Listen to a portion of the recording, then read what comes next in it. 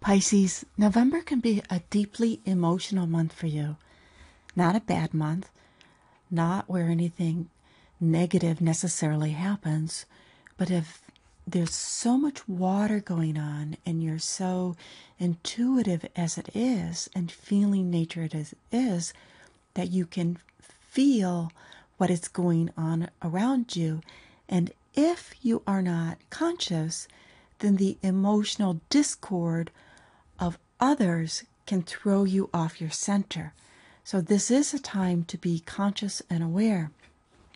The Scorpio energy, the month starts with all the sun, obviously, in Scorpio, and it really goes back to the solar eclipse on October 23rd when the sun went into Scorpio, highlighting the area of your life, right? It's trying you, but it represents consciousness of beliefs. What are my beliefs? How do I look at the world? And how you think and how you look at the world will impact how you feel this month.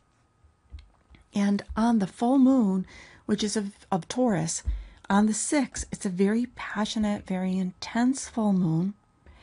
And there could be some discord that comes up, or disagreements that come up, or just misunderstandings that comes up with someone that you care about, someone that you love. So communication is vitally important. And there are several reasons why between the 6th and the 12th, communication is the key to be able to say what you mean what you say, and feel protected against other individuals that may be less thoughtful in their thoughts and their words and their actions. There are several cycles which represents new beginnings that happen this month. Mars with Pluto, Venus with Saturn, Sun with Saturn, Mercury with Saturn. So all of these new cycles represents new beginnings in some way. The Mars with Pluto happens on the 10th, and it is in Capricorn, which represents putting action or energy or new beginning. Mars is motivation, and Pluto's transformation around groups or organizations or friendships. So this can be a time where you start to think about a new beginning or new start, or transforming your relationships with others. And if you're on any committees, if you've been asked to do different parts of an organization, help out, then it can be a time where you reassess, do I really have the time to do what they're asking me to do? When we go into the Venus conjunct Saturn, which is on the 12th, Venus with Saturn, again, it's in a part of your chart or an angle to your sun sign that represents a new beginning, Saturn, Venus, new thoughts, new beginnings, around what your personal philosophy is in life. And there may be a person in your life where you just don't think the same. You don't have the same viewpoint of life. And you say, I just have no desire to be around somebody that feels that way of life is okay, or that way of thinking, that way of communication is okay, because it's not okay with me. So there's this new start. And also, it is a time where if you can put thoughts together, and this continues through the month, thoughts together about affirmations for what you believe, will be very helpful for you, because the next new cycle is the Sun with Saturn in that solar 9th house, or the angle to your sun sign of what are my beliefs. Now, it also can mean that you start to think about travel in a different way, and that you could feel that maybe some of travel's restricted, or you want to manage the travel that you do in a way that it makes sense for you and in the bigger picture. How much time am I giving to other people? Is this really how I want to be spending my time? And why am I doing this? What is my philosophy? What are my personal beliefs about why I'm doing what I'm doing? And it also symbolizes that you might decide to think about things in a different way, or there may be something else to learn. Because this is higher knowledge. It's higher knowledge in the terms of knowledge that can, a broad perspective, a broad view. If I knew this arena in life, how would it support me in what I want to do next? Because after Scorpio comes Sagittarius, and that has to do with being seen, being known, and being respected out in the world. So there's this new beginning about, if I knew something more, how will it support me? And then when we have the Mercury, the last new cycle, Mercury conjunct Saturn on the 25th, then the ideas come your way. Now, Mercury Saturn itself can be depressed thinking or serious thinking, but the purpose of Mercury Saturn is that new start about being realistic about your ideas and being able to, that is a plan. Well, I could do this, and then I could do this. Well, and what are the steps in between? When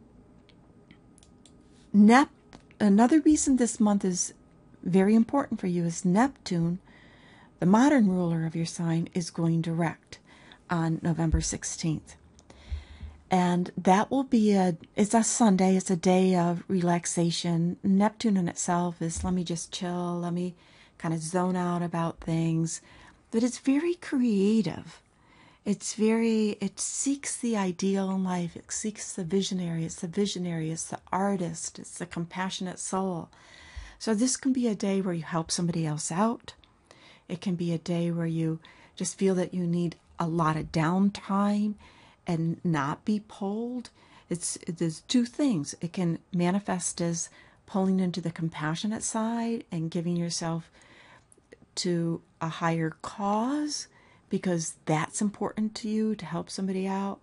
But the other side is saying, don't get so drained that you don't have time to rejuvenate yourself and to do some of your journaling, to do some of your meditation, to do yoga, whatever works for you, where you're connecting with your higher self, where you're connecting with your compassionate side and your spiritual side, your spiritual essence. The day that Neptune goes direct, Venus goes into Sagittarius. And Venus is what we love. Going into Sagittarius is the angle to your chart that represents how do I want to be in the world. And it's just the beginning, because on the 22nd, the sun goes into Sagittarius. The new moon is on the 22nd. And that's a push for, okay, how do I want the world to know me? What do I want to be known by the world? What do I want to give to the world? What do I believe about myself? And it does show that Sagittarius is about freedom. When you can connect with doing something in your life where you feel that you believe in it, you will be free. It doesn't necessarily have to be the job that you do. It can be something you do on the side. But when you can connect, when you feel, I have my day job, but this is who I really am. This is where I really believe I belong, and I know I can express myself. That brings you freedom. And starting on the 22nd, all these different ideas, these thoughts, these emotions can start coming up to you, and you can get all this new moon energy. Venus energy is connected to Neptune, so it might not be completely clear, but you can get messages from different sources, like seeing the same thing 3 times in a row, getting inspiration in the shower, just from dreams, different places than you would, our normal logical places. So just listen to your intuition, listen to that inner voice. And on the 27th, Mercury enters into Sagittarius, and Mercury's the idea, the mental part.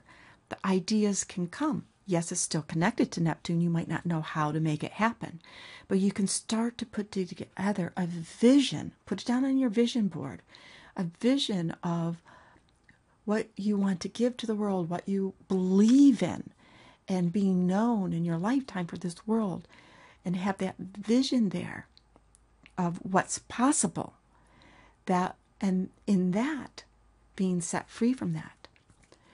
All right. Thanks for listening, and connect with me tune in again in December.